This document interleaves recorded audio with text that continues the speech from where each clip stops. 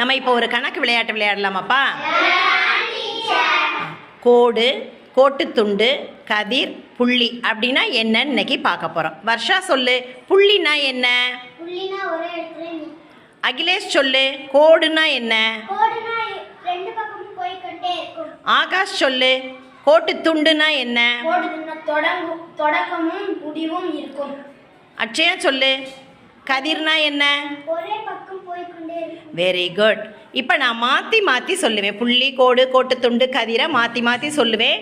நீ கரெக்டாக கையை வைக்கணும். தப்பு விட்டினா அவுட்டு.